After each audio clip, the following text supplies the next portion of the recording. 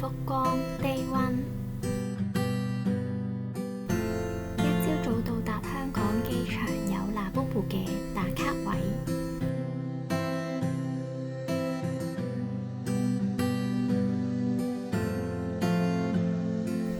今次乘搭 Hong Kong Express 買咗個 U First 嘅服務。請小心上車。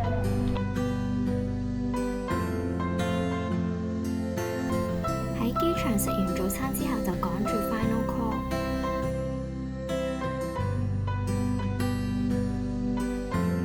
準備開始我嘅第一次福岡之旅。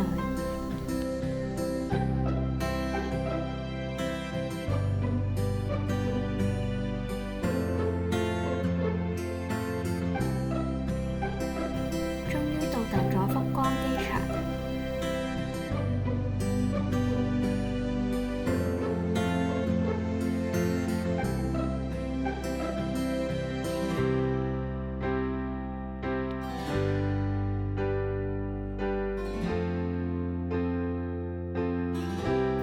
要搭地鐵嘅話，需要轉乘接駁車去到國內線。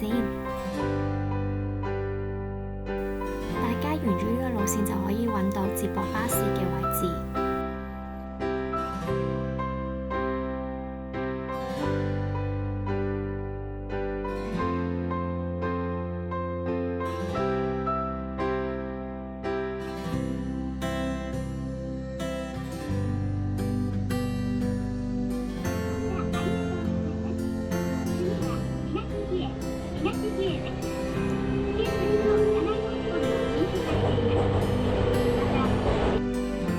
今次住嘅酒店揀咗喺最方便嘅博多站。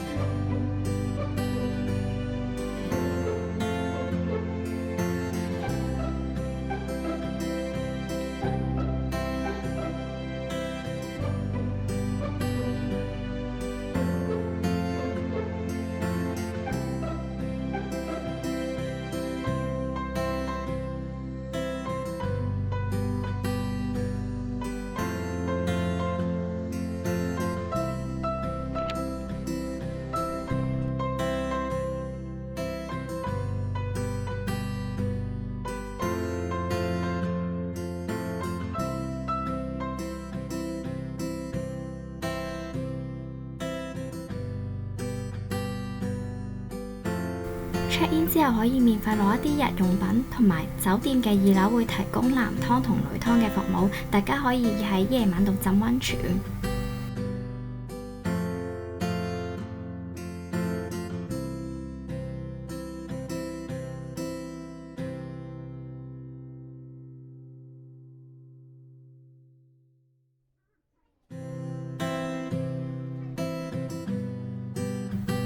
呢度就係2樓嘅休息區，同埋朝早早餐會有提供早餐服務嘅服務區。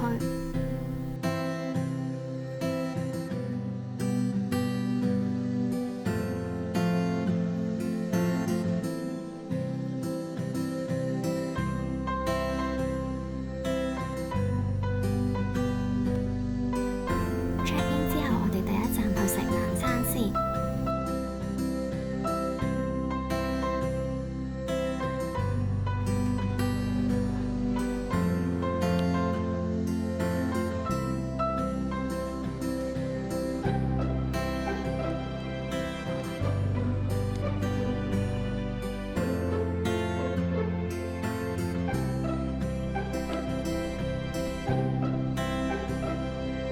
晚餐之後，我哋前往大蠔公園。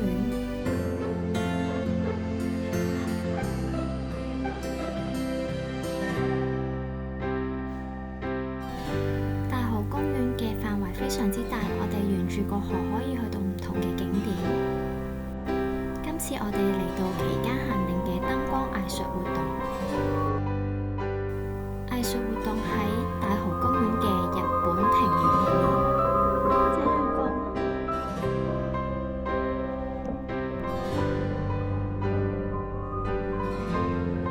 日本庭園裏面有好多唔同燈光嘅藝術，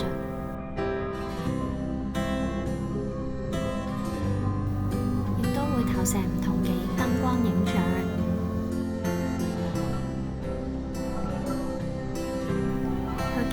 仲會配合一啲發光嘅管燈、燭燈同埋上環境嘅熒光鋁匙。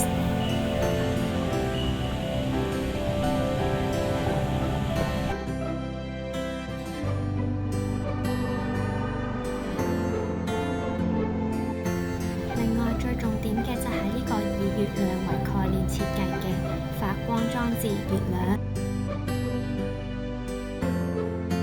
呢個圓形裝置聽到掌聲之後，會轉變成唔同嘅燈光效果。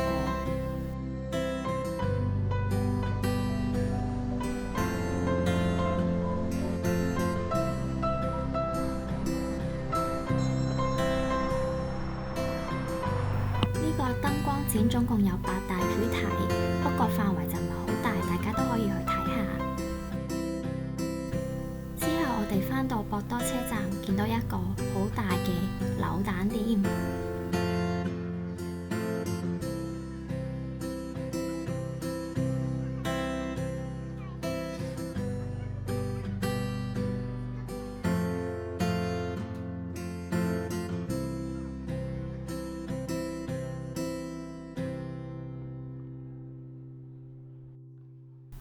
今年 JR 博多車站前廣場喺11月已經開始咗有聖誕嘅活動，同埋一啲聖誕嘅燈飾。